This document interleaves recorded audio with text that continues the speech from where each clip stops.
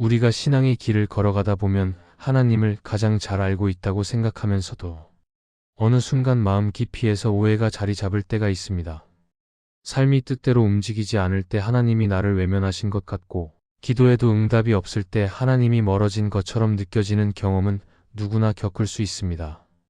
그러나 이런 순간이 반복되면 마음은 무겁게 가라앉고 결국 하나님을 바라보는 시선까지 흐려지게 됩니다.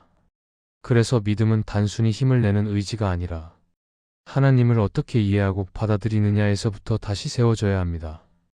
하나님을 잘못 이해하면 작은 어려움도 크게 느껴지고 잠깐의 침묵도 버려진 것처럼 느껴지기 때문에 우리의 마음은 더 쉽게 흔들릴 수 있습니다.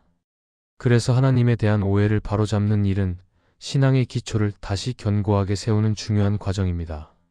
오늘은 하나님이 어떤 분이신지를 분명하게 바라보며 흔들리는 마음을 바로잡기 위해 하나님을 오해하지 않는 믿음의 시선을 함께 살펴보겠습니다. 첫째, 하나님은 우리의 부족함을 책망하려는 분이 아니라 변화시키려고 다루시는 분입니다. 하나님을 오해하게 되는 가장 큰 이유 중 하나는 부족함이 드러날 때마다 하나님이 실망하셨을 것이라는 두려움 때문입니다. 우리는 실수하거나 흔들리면 스스로를 정죄하고 하나님도 나를 꾸짖고 계실 것이라고 생각할 때가 있습니다.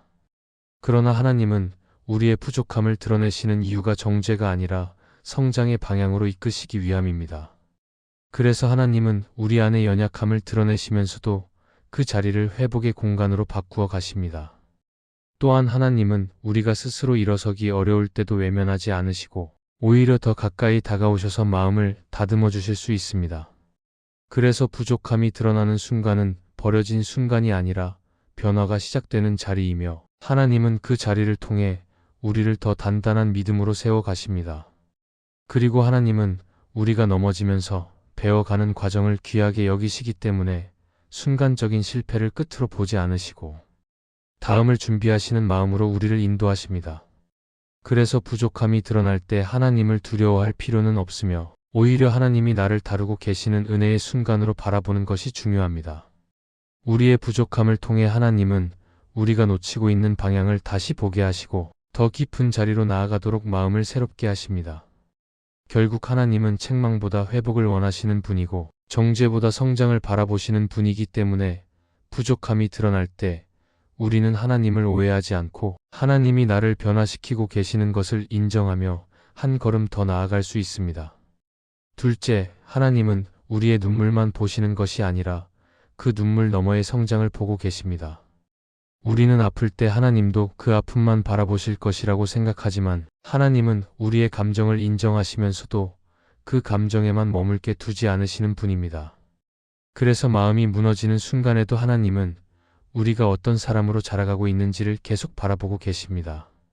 눈물 속에는 슬픔이나 두려움뿐 아니라 변화의 가능성과 믿음의 씨앗도 함께 담겨 있기 때문에 하나님은 그 눈물이 흘러나오는 마음의 깊이를 아시고 그 안에서 우리가 더 넓어진 마음을 가지도록 이끌어 가십니다. 또한 눈물의 순간은 우리의 한계가 드러나는 순간이기도 하고 동시에 하나님을 더 의지하게 되는 순간이기도 하기 때문에 하나님은 그 시간을 가볍게 지나가지 않으시고 우리의 마음이 단단해지고 성숙해지는 기회로 사용하십니다. 그래서 눈물이 많다고 믿음이 약한 것이 아니며 하나님은 우리의 눈물이 흘러내리는 모습을 차갑게 보지 않으시고 그 눈물을 지나 어떤 믿음의 고백을 하게 될지를 함께 보고 계십니다. 그리고 하나님은 우리의 눈물을 통해 마음의 방향을 조정하시고 우리가 더 깊은 믿음으로 나아갈 수 있도록 위로와 힘을 주십니다. 때로는 눈물이 멈추지 않아도 하나님이 함께하고 계시는 은혜는 멈추지 않기 때문에 우리는 눈물이 흐르는 순간에도 하나님을 의지하며 다음 걸음을 내디딜 수 있습니다. 결국 하나님은 우리의 눈물 바로 그 자체만 바라보지 않으시고 그 너머에서 자라고 있는 믿음과 성숙을 보시는 분이므로 우리는 눈의 마음을 하나님께 숨기지 않고 솔직하게 드러내며 하나님이 이 시간을 통해 나를 성장시키고 계심을 기억해야 합니다. 셋째, 하나님은 우리의 상황이 막힌 것처럼 보여도 언제나 나갈 길을 준비하고 계십니다. 우리는 눈앞의 상황이 답답하게 느껴질 때 쉽게 낙심하고 아무리 기도해도 달라지는 것이 없으면 하나님도 침묵하시는 것처럼 느껴질 때가 있습니다. 그러나 하나님은 우리가 보지 못하는 자리에서 길을 열고 계시는 분이시고 우리의 시야에는 보이지 않아도 하나님의 손길은 멈추지 않고 흐르고 있기 때문에 우리는 막힌 것처럼 느껴지는 순간에도 소망을 잃지 말아야 합니다.